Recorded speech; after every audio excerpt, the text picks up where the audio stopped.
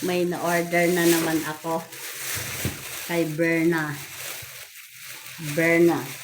Abugbog Berna.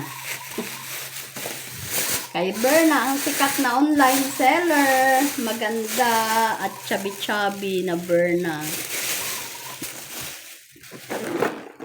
Taram!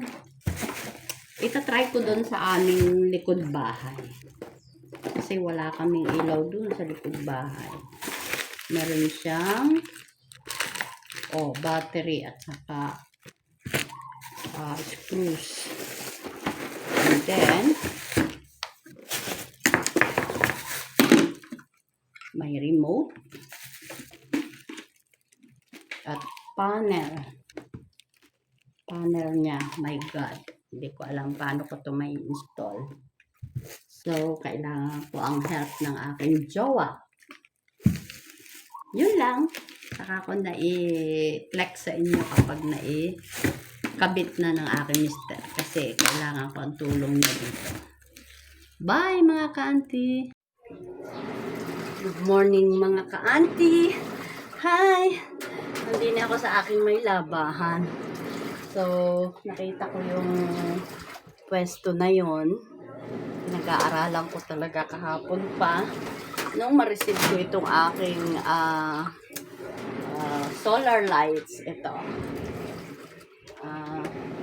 Sabi ko kailangan ko ang tulong ng aking jowa. Pero dahil nga architect o engineer itong inyong auntie, minsan, joke lang. Ay naisip ko po na i-try ng ilagay ito. Kasi naiset ko na itong kanyang lalagyanan sa likod.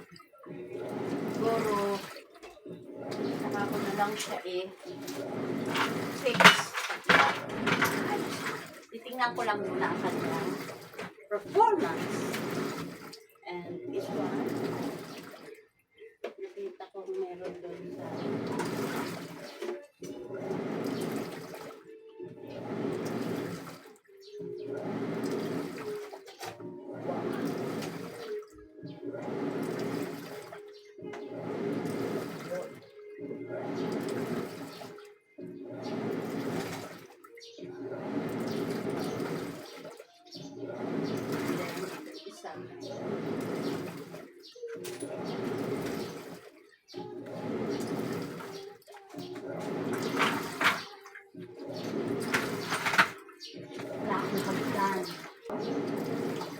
20,000 watts.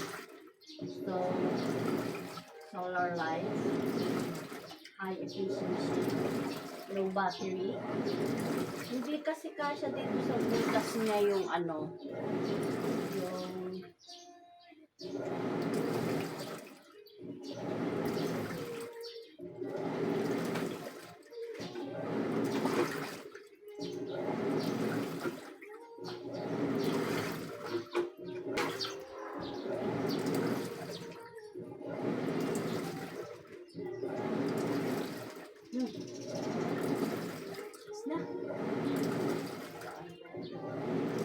ito.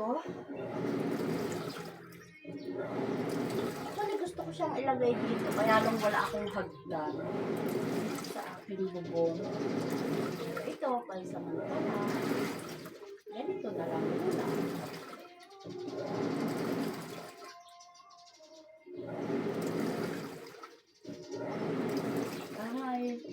Parang mga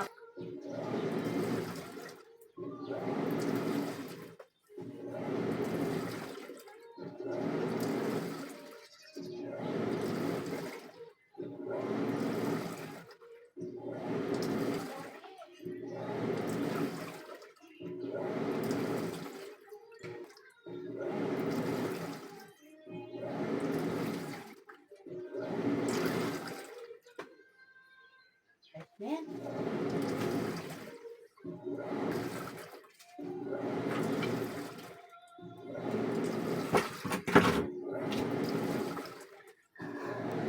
Videohan ko na lang mamayang hapon pag siya'y maganda ang pagkakaliwanag doon sa aking tagiliran. Eto, kasi hindi ko malagyan ng ilaw yung taas. So, dito sa aking likod na ito, may extra ng ilaw. Na-install ko na yung yung aking na-order na solar lights.